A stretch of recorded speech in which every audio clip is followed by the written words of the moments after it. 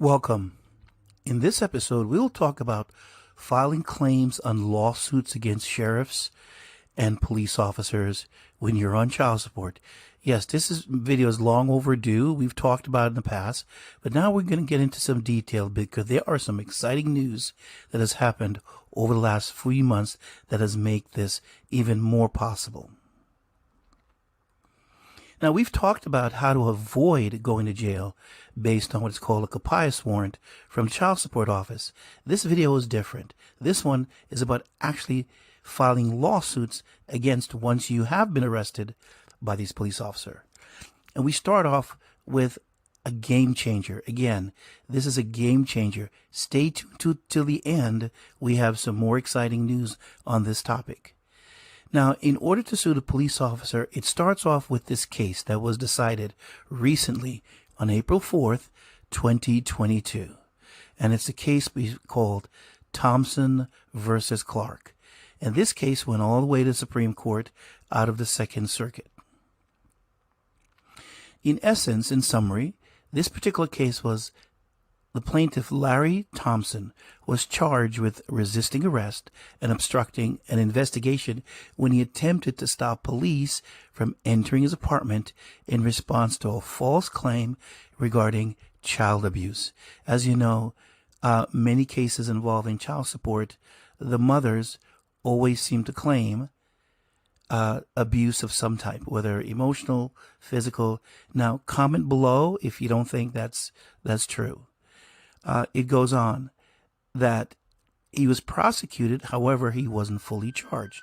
So Thompson sued for damages under Section 1983, where he alleged that his Fourth Amendment violation was a Fourth Amendment violations.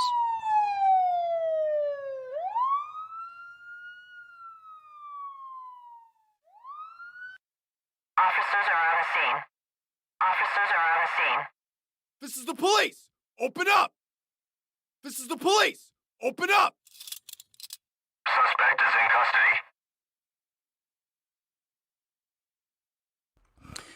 So let's look at Section 1983. If you know this already, it's okay. It's Title 42 USC, United States Code 1983, and it reads, every person who, under the color of any state statute, ordinance, regulations, customs, in any state or territory, and subject any citizen or persons within jurisdiction of the United States to deprive them of any rights and privilege immune, that is what is called secured by the Constitution, and that party is liable for that. Second, any lawsuit brought, the plaintiff must prove that he or she has been deprived of a right secured by the Constitution and laws, and second, that the defendant was acting under the color of any state law.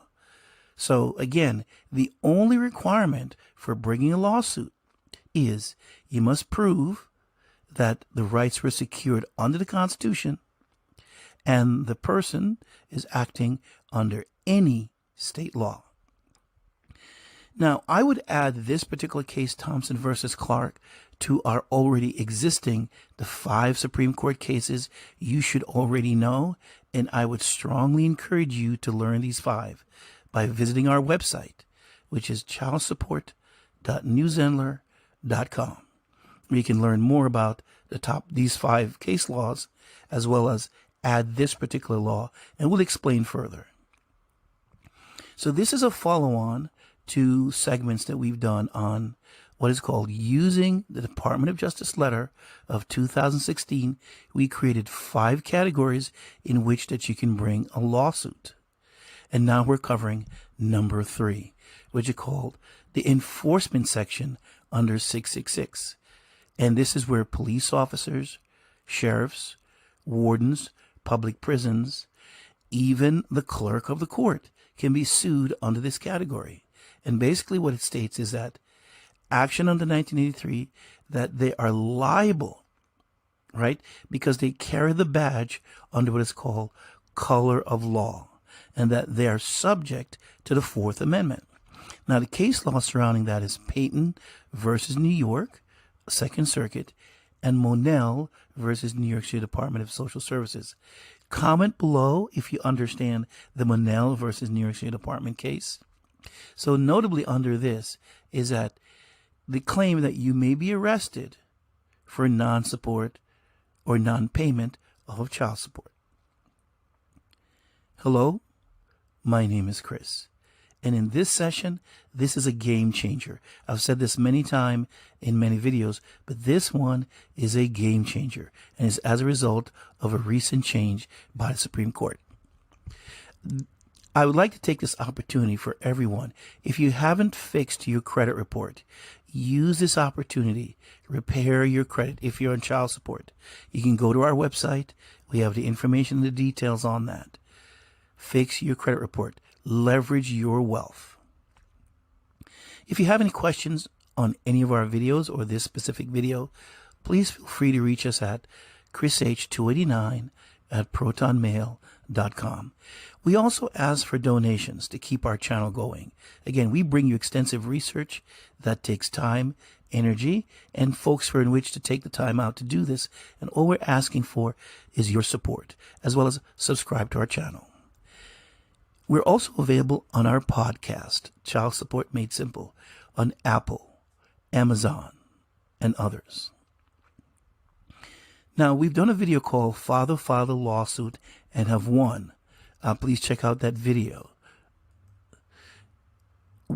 We also covered additional lawsuits, such as suing the clerk of the court as well. We are now at the DMV. We covered this lawsuit as well. Again, check out that video. So let's get back to Thompson versus Clark. And the Supreme Court decision says, the court recognized that unreasonable search and legal process is covered under what is called the Fourth Amendment. The Constitution claims that this is analogous to what is called malicious prosecution and specific issues relating to criminal charges without probable cause. Justice Brett Kavanaugh wrote the leading decision on this, or as I said, wrote the lead on the decision. And this is a drastic change. What he's basically now saying is, whether or not you were charged or taken to what is called prosecution, you can start your lawsuit under what is called malicious prosecution. Why is this a game changer? In the past, you would have to wait until the prosecution of your arrest is complete. That could take 3 months, 5 months, even a year. And by then, the statute of limitation would have ran out if it turns out that this was an illegal arrest. So this is the game changer right here. Basically, as soon as you're released from the charge, you can start your lawsuit. This, in the old days, you could not do that. Now you can. So, what Kavanaugh has now expanded on is what is called a cause of action under abuse of power and abuse of process, as well as malicious prosecution under the Fourth Amendment. These are very serious claims that you can make against police and police officer. And it was unavailable to us because of the restriction in the past, which says you had to wait until the process was complete before you can start the lawsuit. So let's review those charges again. So abuse of power is the improper use by someone who has the authority, which is a public officer, under civil or criminal charges. That is, it was considered malicious or deliberate misuse of the function. Abuse of process refers to the improper use of civil or criminal legal procedures for an unintended, again, malicious, perverse reason. It is malicious, it's deliberate, and it's a misuse of this process which was unjustified. Next, malicious prosecution. This occurs when one party has knowingly, with malicious intent, initiated a baseless litigation against another party. This includes both criminal and civil. So, in essence, here it is. Whether it's civil or criminal, you can start a lawsuit under these statutes. As well as this falls under the 14th Amendment, where it says, no state shall make or enforce any laws which shall abridge the privileges, immunities of citizens in the United States. Now, here's where the game changer begins, right? There is another section to the 1983 called private individual liability. And it reads, the private individual may be subject to 1983 if he or she willfully collaborate with an official state actor in depriving a federal right. And that is Dwars versus City of New York, as well as an agreement between those private parties. So who are these private parties? Well, Title 4D is not a state agency. It is a separate agency within the Department of Health. We know that from my videos. Well, here's what you can do.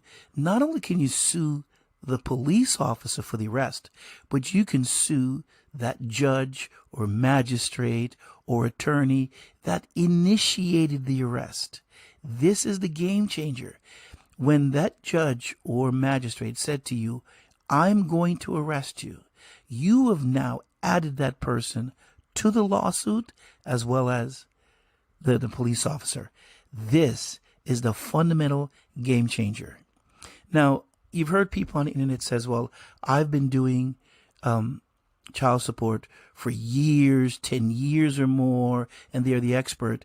Well, I'm not sure that that's a requirement because this was a recent change in the law. It only got changed on April 4th of 2022. I'm not sure 10 years of experience could have predicted this, nor can 10 years of experience has any benefit with understanding the law that just got changed. So, again, please comment below your opinion on that.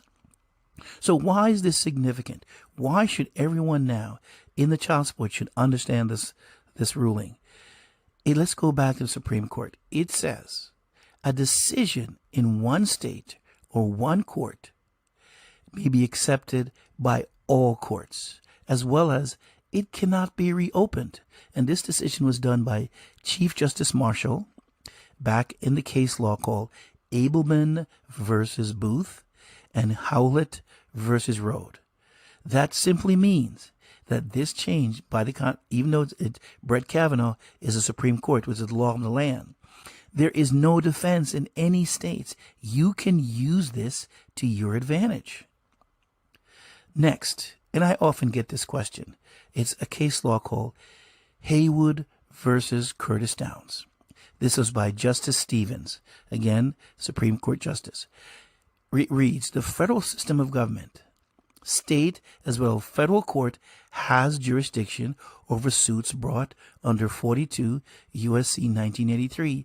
Yes, you can start your lawsuit in both federal or state court. Again, I get this question. Should you file in federal? Should you file in state? It doesn't matter. It's what's convenient to you. Here, Justice Stevens says, we are one government.